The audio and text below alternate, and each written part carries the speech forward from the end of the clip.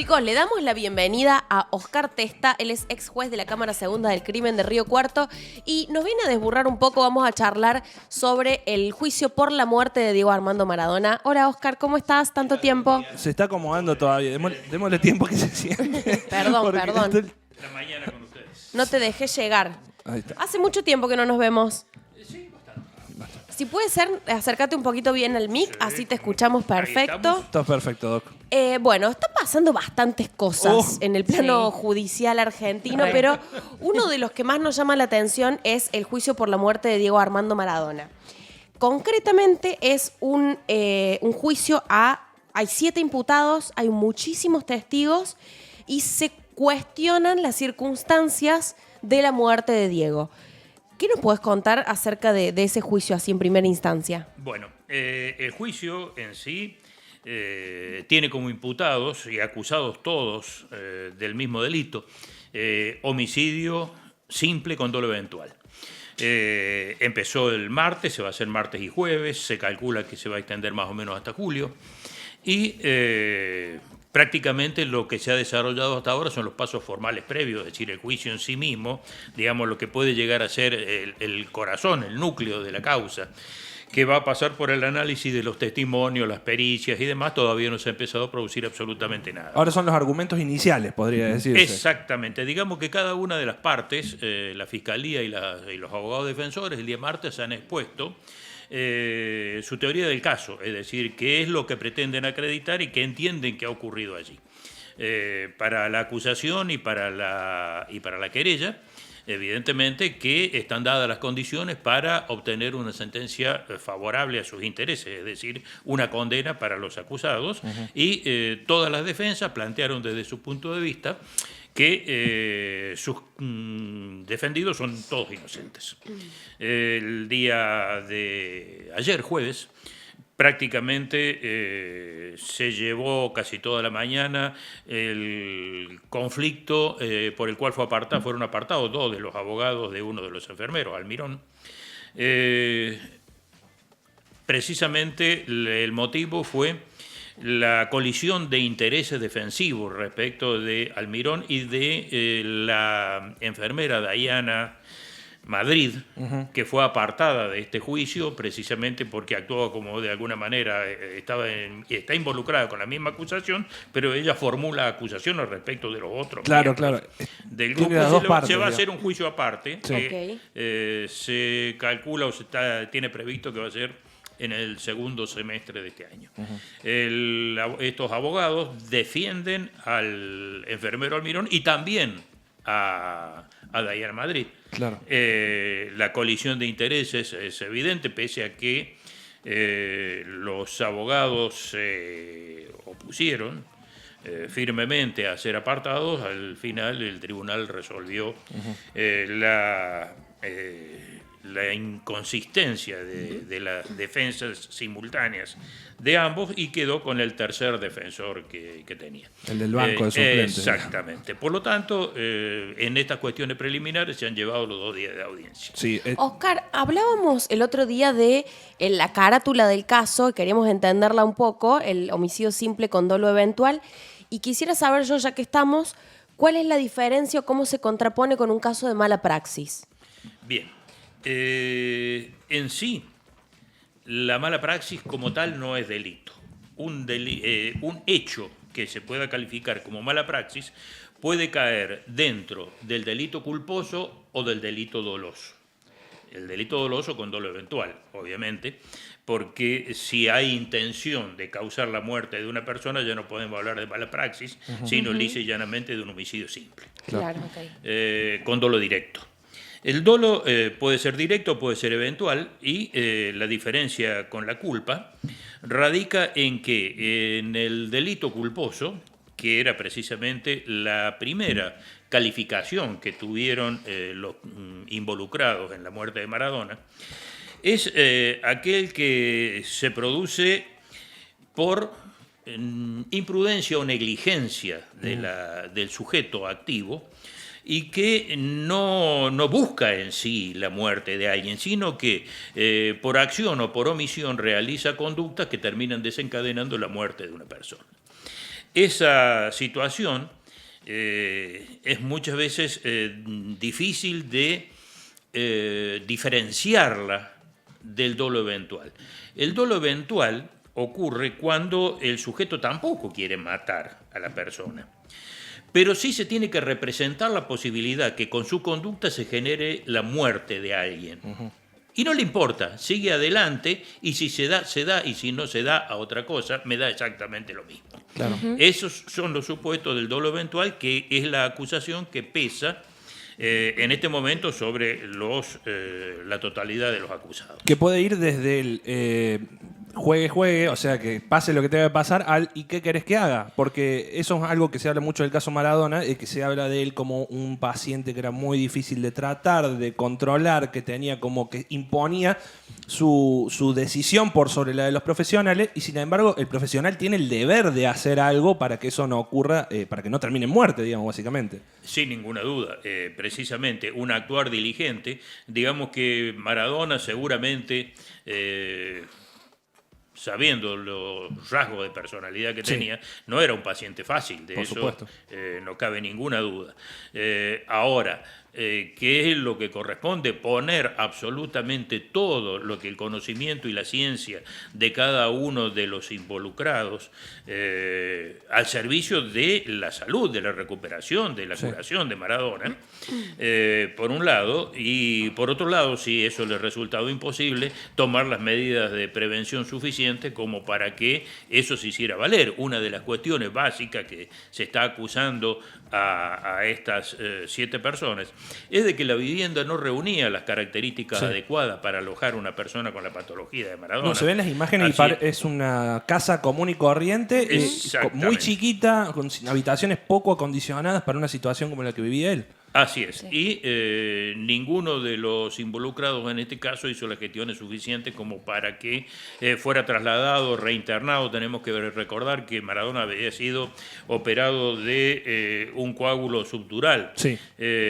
hacía muy poquito tiempo y estaba convaleciente. De hecho, se tenía miedo de que él perdiera la vida ya después de la operación, digamos. Por supuesto, pasó esa fue una instancia. operación riesgosa, Sí, obviamente, muy una riesgosa. operación cerebral que tiene sus bemoles desde la parte técnica también. Incluso hay unos cuestionamientos de que hacia Luque, precisamente, que era el médico que lo operó, y que es tal vez, junto con la psiquiatra Kosachov y el psicólogo Díaz, los que están más complicados en esta situación.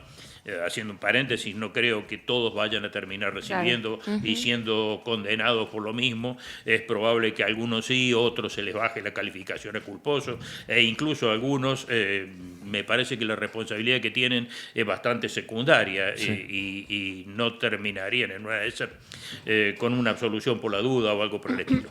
Lo que importaba en este caso concreto es que las condiciones para la recuperación de Maradona no estaban dadas, y por otro lado dicen también que tiene que ver el hecho de que la habitación en la que se encontraba estaba demasiado aislada de aquellas personas que lo tenían que cuidar, y por lo tanto la atención que se le prestaba en caso de que Maradona lo requiriera podía pasar desapercibida o no realizarse con la diligencia y la rapidez que la situación ameritaba.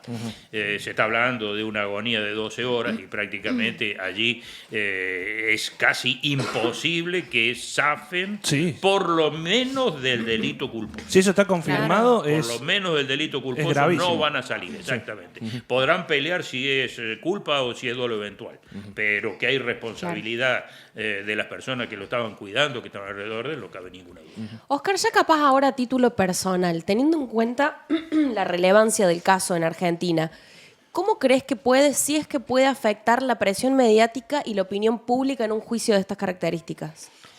Eso depende de la personalidad de quienes tienen a cargo el juicio, es decir, yo te diría que no es de los juicios más pesados, tiene trascendencia mediática, trascendencia, digamos, hay otras causas que tienen muchísimo más peso y que son posibles de que puedan llegar a generar algún tipo de influencia, que son aquellas que involucran delitos de gran envergadura, donde hay funcionarios públicos de peso involucrados, alguna cosa por el estilo. Personalmente yo tiendo a creer, yo he sido juez durante 20 años, que este tipo de cosas pasan por allá arriba, es decir, le puede importar al mundo entero menos a quien está encargado de juzgar. No obstante eso, indico, es decir, quienes lo más lo siguen por allí a esta situación son las estructuras mediáticas vinculadas con la farándula y con el deporte. Es decir, no hay otro tipo de influencia de peso que pueda llegar a condicionar de alguna manera la voluntad o el espíritu de los jueces. Es diferente a lo que puede ocurrir después del juicio con las personas que terminen o no siendo culpables de esta situación. Por supuesto. Ya de por sí se siente, o sea, el médico Luque, lo decíamos el otro día, tuvo un cambio físico muy fuerte y uno de los argumentos es, claro, este tipo no puede caminar tranquilo por allí porque en el conocimiento popular fue uno de los responsables de la muerte del máximo ídolo del deporte y un ícono social de nuestro país, ¿no? Sí, incluso indicado, marcado con el dedo por todo el mundo como el principal responsable. Sí, desde la familia hasta el abogado, todo el mundo dice lo mismo. Así es, así es. Y perdón. Y en este caso, por ejemplo, que contabas que pasaron 12 horas sin ninguna atención médica y además la familia, que tampoco en esas 12 horas tomó responsabilidad de Maradona. Allí se tendrán que terminar de dilucidar en el juicio con los testimonios. Seguramente será material probatorio. Eso porque en su momento también la familia exponía de que tenían, o le imponían, quienes estaban al cuidado de Maradona, restricciones para tener acceso a él y ese tipo de situaciones que muchas veces pueden llegar a ser comprensibles desde el punto de vista terapéutico. Es decir, depende de cuál era el estado en que él se encontraba. Es decir, muchas veces tenemos nosotros también familiares que están en terapia intensiva y demás, que por ahí nos gustaría estar más cerca en momentos críticos de la salud y sin embargo los responsables son los que ponen límites a ese tipo de cuestiones y no lo podemos hacer. Claro. Acá habría que ver también lo que va a resultar de todos los testimonios, porque en definitiva estamos escuchando varias campanas, pero campanas que suenan afuera de la iglesia. Es decir, habrá que ver lo que ocurre cuando haya que sentarse en la silla y contarle a los jueces qué es lo que está pasando. Claro, y me parece que ahí está lo más importante. De hecho, debe haber información que no sabemos nosotros, obviamente, que no conocemos. Seguro. Por supuesto, Sí, sí. por supuesto. Se viralizaron unas imágenes del juicio en la que me imagino que es el abogado de la defensa, mostraba unas imágenes de Maradona ya fallecido. ¿Qué pasa con ese tipo de estrategias a nivel judicial? Porque es una estrategia medio agresiva e incluso como tendiente tendiente ahí al impacto. Sí, eso es lo que generan exactamente un impacto emocional. El resultado en sí no va más allá de una puesta en escena, una teatralización de la situación que uno no puede prever que pueda llegar a tener una influencia demasiado notoria, pese a que se opusieron los abogados, se generó ahí una serie de incidentes respecto de esas imágenes precisamente, pero digamos que uno cuando abre un expediente judicial y las partes tienen acceso, se encuentran muchísimas fotografías y cosas que realmente no trascienden y uno no las muestra precisamente por la truculencia o por la posibilidad de que afecten emocionalmente a determinadas personas sin aportar demasiado a la causa. Bien. Yo creo que la exhibición de la fotografía de Maradona muerto o moribundo en la cama no pone ni quita prácticamente nada y es pura y exclusivamente una parte de lo que todo juicio penal tiene también de show. Bien. ¿Es común que en Argentina los profesionales de la salud sean juzgados bajo una carátula como esta o es porque es el caso Maradona? No creo que tenga que ver con que sea el caso Maradona. Son muy pocos. Normalmente todos estos casos siempre son investigados como homicidios o lesiones culposas. Y como dolo eventual son muy pocos más. Tenemos, si entramos en el análisis de la casuística, el dolo eventual es una figura que por empezar no está contemplada dentro del Código Penal, es una creación doctrinaria, que han tomado los tribunales, no diría, haciéndose común en los últimos 15, 20 años, no más allá de eso. Porque antes prácticamente todos los delitos se analizaban como eran culposos o eran dolosos con dolo directo. Quien abrió la brecha permitiendo la entrada del dolo eventual fueron los siniestros viales. Ah, claro. Desde allí se empezó a trabajar con el concepto de dolo eventual y difícilmente haya antecedentes de profesionales que en otro tipo de actividades tengan una imputación por dolo eventual. Los hay, son absolutamente excepcionales y no creo que la víctima, en este caso Maradona, haya influido para este tipo de cuestiones. Simplemente se tienen que haber analizado conductas. A mí me llama un poco la atención que estén todos calificados con el mismo delito. Creo que las responsabilidades eran diferentes respecto de cada uno de los que lo estaban atendiendo, y las posibilidades de actuar también eran diferentes en cada uno de ellos. Es decir, me llama un poco la atención que un enfermero pudiese determinar o tener la facultad como para poner de manifiesto que las condiciones no eran las adecuadas y que debía estar internado en una clínica, cuando había un médico, un psicólogo y un psiquiatra alrededor que están profesionalmente formados como personas con muchísima más capacidad técnica y poder de decisión respecto de cómo tratar al paciente. Por lo tanto, eso sí me llama la atención. ¿Por qué están todos acusados bajo la misma figura? Pero fuera de eso, creo que no hay otro tipo de cuestión que haya influido respecto de ponerlo como dolo eventual y no como delito culposo. Doc, le quiero hacer una pregunta mínima sobre otro caso, porque en estos días se va a hablar mucho de lo que puede ocurrir judicialmente con el caso del fotógrafo Pablo Grillo, que recibió una munición, básicamente, un proyectil de gas lacrimógeno directamente en su rostro, en una metodología... Ulrich está diciendo que fue un rebote. Claro, que fue un rebote. El dibujo fuerte la imagen, pero digo, ya hay características que hablan de un caso que se va a judicializar. Te pregunto sobre eso, pero antes también sobre la ministra Patricia Bullrich justamente cuestionando a la justicia que dejó en libertad a más de 100 personas que estaban presas justamente por la manifestación. ¿Es cuestionable la decisión de esta jueza que avaló el derecho de protesta de alguna manera? ¿Y qué puede pasar con el caso de Pablo Grillo? Bueno, son dos casos totalmente distintos. Sí. En el caso de Pablo Grillo, yo creo que es un caso clarísimo de dolo eventual. Le tiró con una granada de gas lacrimógeno en la cabeza, sin importarle lo que podía pasar, y siendo consciente de que lo podía matar. Sí, ¿a él o a cualquiera que esté enfrente, digamos? ¿Al que le tiró? Sí, sí. Si Pablo Grillo estaba solo. Solo, sí. Solo. Era como cazar una paloma en una plaza. Le tiró a la cabeza. ¿Qué se puede discutir ahí? Claro, totalmente. Si es dolo directo o si es dolo eventual, pero que es una conducta dolosa, no cabe ninguna duda. Digamos, yo no soy policía, no lo he sido, pero uno entiende que los protocolos de actuación indican que las granadas de gas no se deben lanzar en forma directa, sino de forma elíptica en dirección 45 grados. hacia el tumulto que se quiere disolver. Sí. Esa es la forma correcta de hacerlo. Y no tirar de arriba hacia abajo a un tipo que está agachado. Claro, sí. Y pegarle en la cabeza. Totalmente.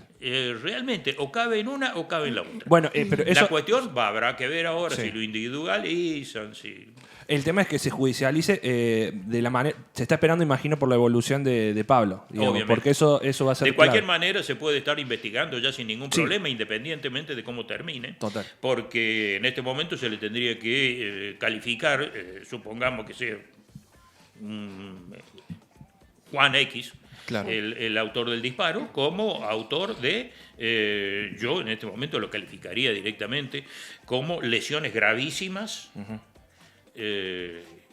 y ya lo seguiría adelante, lo imputaría, tomaría las medidas que corresponden con las comunicaciones a la jefatura, si es no sé si un policía o un gendarme, el que le disparó. Realizaría todos los trámites previos, le daría la posibilidad de defenderse y demás. Y eventualmente, si esto desgraciadamente culmina con la muerte de Grillo, lo único que va a haber es un cambio en la calificación legal en la carátula, que pasará de lesiones gravísimas a homicidio. Claro. Y el derecho a protesta, te quería preguntar de eso porque también está esa cuestión. Si yo salgo, protesto, pero me detienen más de 100 personas y después una jueza dice, no, estabas ejerciendo el derecho a protesta, quedas libre. Y hay una tensión, básicamente, ¿no? Sí. No es lo único que dijo la jueza.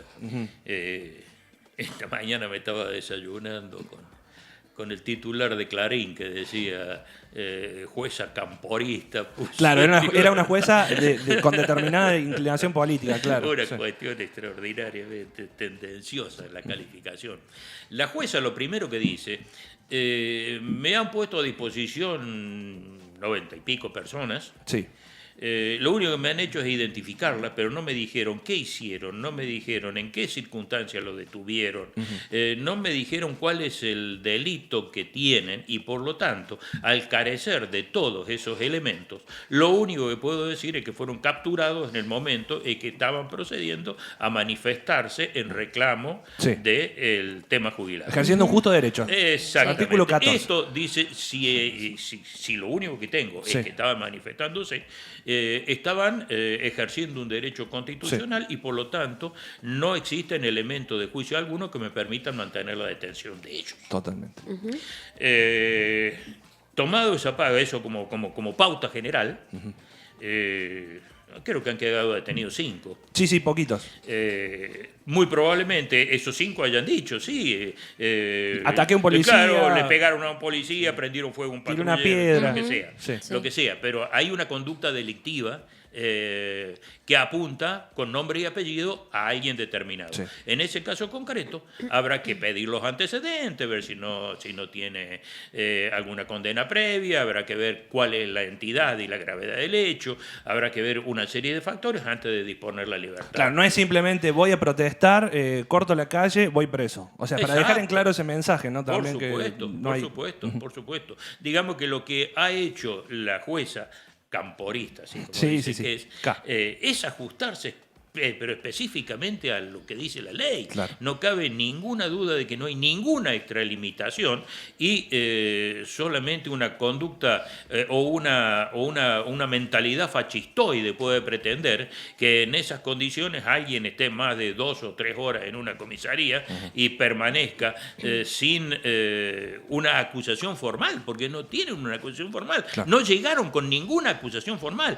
Fue un listado de gente que dijeron este y están detenidos. En todo caso, habrán incluido junto con los nombres el número del documento de identidad y nada más. Es decir, nadie puede estar detenido. Es como si lo agarran allá en la esquina a Gabriel Marclé y lo llevan y lo meten adentro. Sí, a mí no, doctor. Claro, va a gritar como loco allá adentro para que lo suelten. Y dice, ¿qué tiene Gabriel? No, dice, bueno, a mí me dijeron que lo detuvieron nada más. Claro. Bueno, entonces lárguenlo, déjense de jorobar, es simple. Totalmente. Esto es lo que ha ocurrido con toda esta gente. Claro. Gracias por venir, Oscar. Es siempre un placer enorme. No, por favor, gracias a ustedes y a disposición para cuando lo necesiten. Nos vemos la próxima. Gracias.